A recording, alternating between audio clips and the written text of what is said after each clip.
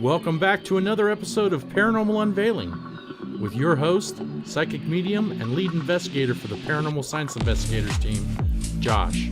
Now sit back, relax, and enjoy the show while we talk about pretty much whatever the hell we want, as long as it's weird, true, creepy, controversial, or informative about the paranormal.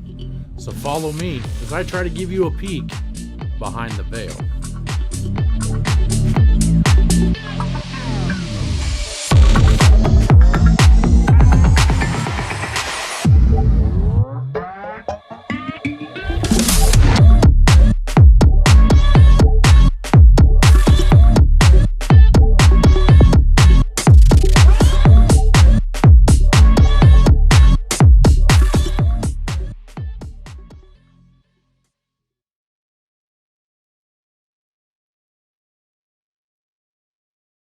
Hello, everybody. Thank you for coming back for another episode of Paranormal Unveiling. I really appreciate you being here and listening to the show.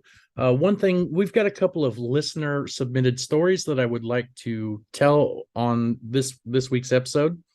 But before we get into that, if you would like to submit your story about the paranormal or something that you just couldn't explain, or you have just anything that you would like to ask about the paranormal or mediumship, please shoot me an email at paranormalscienceinvestigators@gmail.com. If we can get it on the show, we will definitely get the story on the show, and you'll be able to hear your story on Paranormal Unveiling. Now, today's stories are submitted by listeners. The first story I'm going to tell you is submitted by Kim Ward, one of my followers over on TikTok. And I appreciate you sending this in. And also, I would like to say thank you, everybody, in the 5 weeks or 6 weeks we've been doing this now. We have had 200 downloads of the Paranormal Unveiling podcast, which for some may not be a lot, but for me, I appreciate every one of you for coming and listening to the show. It's just, we're just starting out, and I'm hoping that this grows into something that people really enjoy and progress to get more listeners who would like to hear stuff about the paranormal, not just personal stories, but we have guests on the show. Next week, we have a very great guest, a very good paranormal team that I'm interviewing, and I'm just going to say it, guys. You're not going to want to miss these episodes. Last week's episode was an awesome episode. The week before that was a great episode. It's only getting better and moving on from here. But I appreciate everybody and their support of Paranormal Unveiling. So, without further ado, let's get into this week's stories. This comes from Kim Ward, and her story says, I think it all started in vitro. I was born in 1956, and I know in the inner part of my soul that I did not want to come back to Earth to live out another horrific lifetime. My mother had had a nervous breakdown while pregnant with me. She was never treated and did not go to the hospital for help. My grandmother would come over and take care of me during the day. Who knows what my mother did? And my father would come home from working 2 part-time jobs and get me ready for bed. At 5 years old, we moved into a house that my father bought that was directly across the street from my grandparents. Also at 5, I was being treated for an allergy to mosquito bites. I was getting sicker and sicker and was swollen head to toe, twice the size I actually was. My parents finally took me to a pediatrician who put me in the hospital with a near-fatal kidney infection. While in the hospital, I experienced 104 temp. The staff was having a difficult time getting it under control. I had a near-death experience. The experience went as such. I remember getting out of my bed, and an older gentleman was standing at the door holding his hand out for me to go with him. He wore a fedora, a tan overcoat with dress pants on, and a crisp white shirt and tie. I remember this because he looked so fresh with no wrinkles in his clothes. I went right over to him and I grabbed his hand. While we walked down the hall of the hospitals, the doors opened up to this overlit large space. We went through the doors into this open space where a crowd of people wearing white stood. They were singing, but their mouths weren't moving. Some had short hair, long hair, red hair, white hair, black and brown hair. They were all shapes and sizes, and they were all very excited to see me. And I remember a set of twin girls waving to me, very much excited. The man never let go of my hand. After a bit of time, he stooped down to say something to me. He got up, turned around to go back through the doors again, all the time holding my hand. I kept turning around, waving to the people as they waved back. Next thing I knew, I felt like I weighed a ton and opened my eyes. The nurses were talking about me and I started crying. In the days and weeks that followed, I remember seeing this long line of people walking past my hospital room, all looking forward. No one ever looked at me or anyone else. I would just lie in my bed and watch them. Nurses would come in and out of my room. My mother would come in the morning and leave when visiting hours were over. I would cry hysterically. Being through what I had went through had taken its toll. Sometimes the staff would let my mom sleep there, but the line of people never stopped going past my hospital room door until the day I left to go home. I went home and my dad had bought a swing set for me. I loved it because I would swing as high as I could, wanting always to jump into God's arms and stay there. Well, thank you, Kim. That's a beautiful story, in my opinion, of your experience with near-death experiences. If you ever do any research on near-death experiences, there is some very awesome and compelling stories out there that would support near-death experiences being a very true event that does happen to people. But thank you, Kim, for sending that in. I really appreciate you. Hopefully we'll hear another story because it looks like you may have more than one. But thank you for sending that in. Glad to have it on the show. And our second story comes from a listener who wishes to remain anonymous. And that is perfectly fine. If you guys would like to remain anonymous, all you have to do is let me know in your email that you would not like your name put out there. Or if you would like your name put out there, it's perfectly fine. I can do it either way, and I'm happy to do so.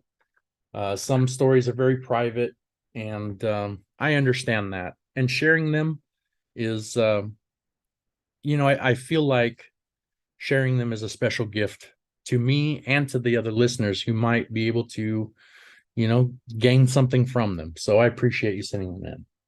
So this story comes from Anonymous. When I was very young, my family lived in an extremely large, old, and haunted home. With many paranormal experiences, for example, the sound of men's shoes clacking up and down stairs, doors slamming, and my mom claimed to see a woman wearing a black veil in her basement. This is just one of those stories. One day I wandered up the stairs and my older sister had the entire upper level apartment to herself. I was looking around, being a nosy kid, when the air became thin and electric. Lights came on and the radio turned on, and the turner moved by itself, sounding a lot like an SB7 or SB11, even though we had no such thing at the time. I wish I wasn't so frightened and could understand or remember what it was saying. That is my only regret. I ran down the stairs feeling like I was being chased while the lights blinked and stereo played with a crashing sound of things falling or being thrown from the apartment. Of course, when I took my mom up the stairs to see what was going on, nothing was out of place. A few years later, my oldest sister had a boyfriend that drew on a wooden panel he found by the side of the house. The picture was of our house burning and a poem about three witches that lived in the home. I would think the poem referenced my three older sisters. The boy died about a month after. A year later, the house did burn down on the 100th anniversary of being built. While it's interesting, it kind of makes me wonder if this boyfriend had some prophetic abilities or tendencies. Hopefully, nobody dies. That would be very tragic. But thank you. I appreciate you sending in your story.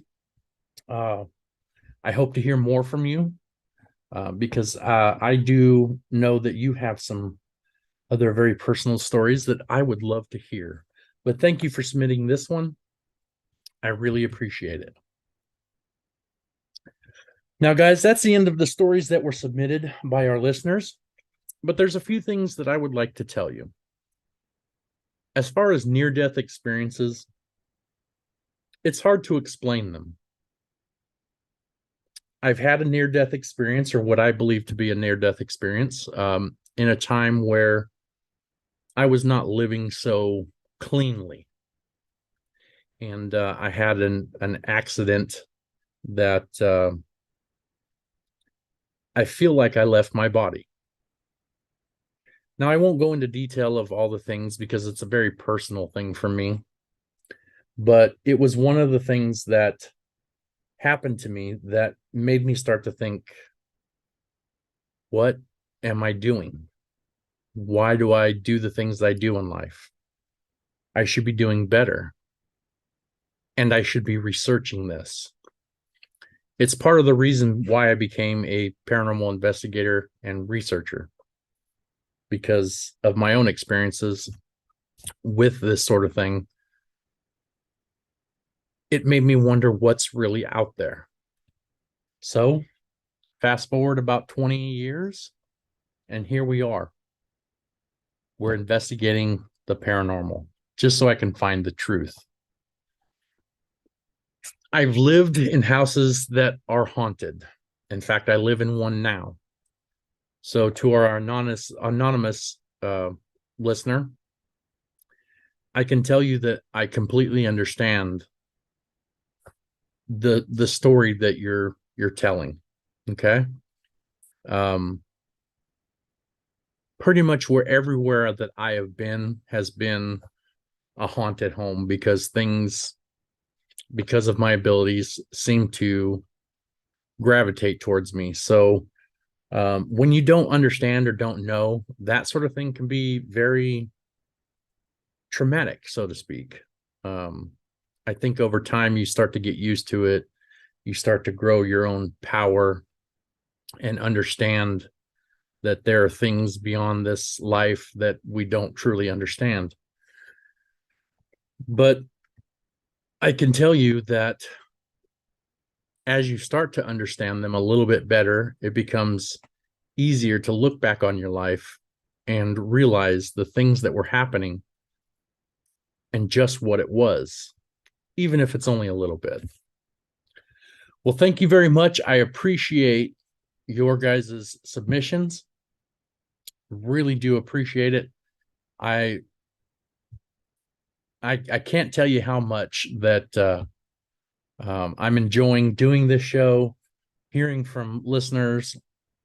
And remember, again, if you guys have a question or a story that you'd like to get on the show, please email me at paranormalscienceinvestigators@gmail.com. I'll be happy to read your story. I love hearing people's stories. I love comparing them to the things that I've had happen in my own life as well.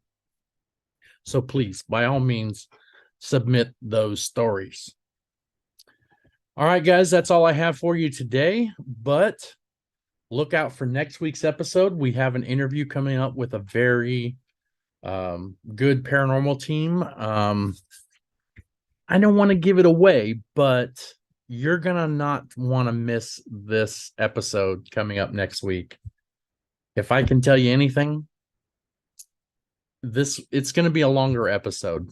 Just going to warn you now, It's going to be a longer episode, kind of like the last episode with POV, but you're not going to want to miss this. And if you haven't heard the previous episodes, please go back, check them out. I think you'll enjoy them.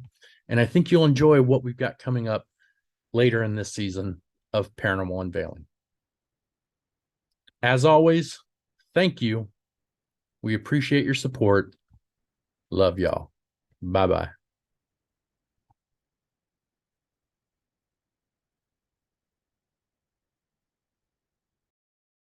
Thank you for listening to the show. And remember, we want to hear from you. Do you have questions about the paranormal? About mediumship? Do you have a story of an experience you just can't explain? Well, do us a favor.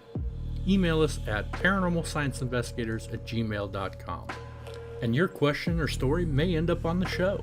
And if you'd like to see our video content, you can check us out on YouTube at paranormal_investigators or on TikTok with the same name. Or if you'd like to do Instagram, it's Josh_paranormal_investigators. Come check out our video content of actual paranormal investigations and our everyday content. Just look for the yellow PSI logo. Thank you again. We'll see you on the next episode. Love y'all. Bye-bye.